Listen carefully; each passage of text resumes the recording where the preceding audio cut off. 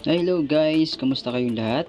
So ngayon ay tayo ay mag-aayos ng sirang cellphone. Ayan, so ang dami na nating mga naayos na cellphone. Ayan, and ang pangalan pala ng cellphone na ayusin natin ngayon ay ang iPhone 6s. Ayan, iPhone 6s ang ating ayusin ngayon. So matagal na rin itong na-stock. At talagang hindi natin sure kung ito gagana pa, pero dahil nga disendido yung magpapaayos, ayan, ay inayos na natin. Ayan, so ang sira lang daw nito is LCD, so kaya ating papalitan ng LCD itong cellphone niya. Ayan, and nakita ko rin naman na talagang LCD na talaga yung sira niya. So, ni-repair natin yan ngayon. And ayun, tinanggalan natin yung mga pyesa. Ayan, lahat ng mga nakadikit sa sirang LCD. Ayan, yung dati niyang LCD. So, kinakailangan tanggalin natin yung lahat. Yung home button and yung camera niya. Ayan. So, yan yung ating bago na ipapalit. Ayan. So, nagbunot-unot muna tayo. Ayan. So, yung tinanggal natin kanina ng mga home button and camera, so, ibabalik din natin yan. So, sa pag-ayos ng sirang cellphone is dito lang talaga ako talagang nahihirapan sa pagbabalik ng mga piyesa nito. So, ito yung para sa akin is medyo hassle.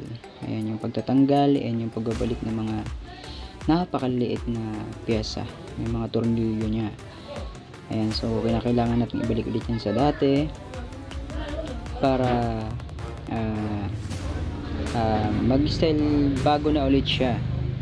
And guys, sa mga may mga sirang cellphone dyan, ayan,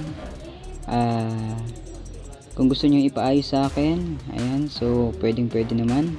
Ayan, kung kayo ay malayong lugar, ayan, kung kayo ay nasa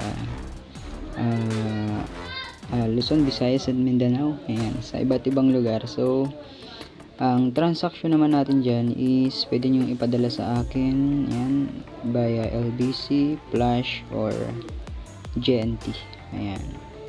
So, lahat naman ng mga natin, ginagawang cellphone is binibideo natin. Ayan. So, makikita rin ninyo kung paano natin yan inaayos. Ayan. At yan nga, ay tinaray na natin. Ayan, hindi siya gumana. Ayan, so medyo nalungkot tayo, pero try ulit natin, sinaksak natin sa charger. So, ayan, hindi pa rin siya gumana. So, ayan, diyan ay kinat ko na muna. Ayan, so inayos ko na muna yung charger niya. Hindi ko na siya binidyohan. So, by next time siguro, papakita ko sa inyo kung paano natin ayusin yung kapag hindi na nag-charge, so sira na yung charger niya. Ayan, so nakapokus lang tayo sa pag-ayos ng LCD. Ayan, so ngayon ay babalik na natin yung mga tornilyo. Ayan, and kanina nga pala is gumana siya. Ayan, yung inayos natin yung charger niya, yung saksakan ng charger. So gumana naman siya. Ayan, and sobrang saya ko dyan. Ayan, and ayan, pinagpagan muna natin. Ayan, para naman na matanggal yung mga maliit na alikabok.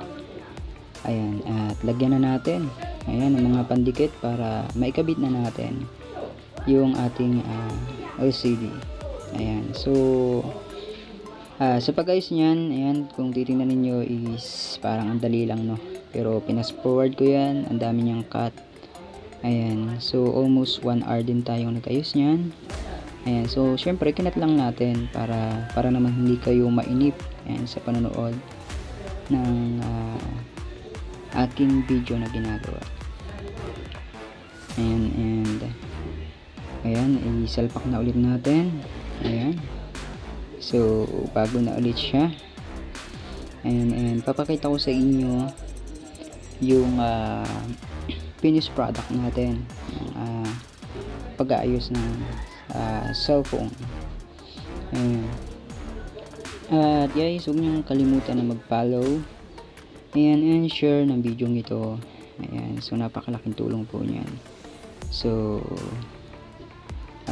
kung makikita ninyo, ayan, nag-charge, oh. Ayan, and maya buhayin natin para makita natin yung home screen niya. Ayan, so ngayon, ayan, buksan na natin yung, ayan, dumaan na po. Ayan, and shoutout dun sa may-ari nito. So vlogger po ang may-ari nito, si Angelo Cuerdo. Paniguradong magiging masaya to. Ayan, may bago na siyang camera na gagamitin pag video. Ayan, tinest natin yung screen, okay naman. Tinatouch natin. And tingnan din natin yung camera. Ayan. And tingnan natin. Ayan. So, ayan ako. Ayan, napaka gandang lalaki niyan. Ayan. Salamat sa panonood. Bye bye and God bless you.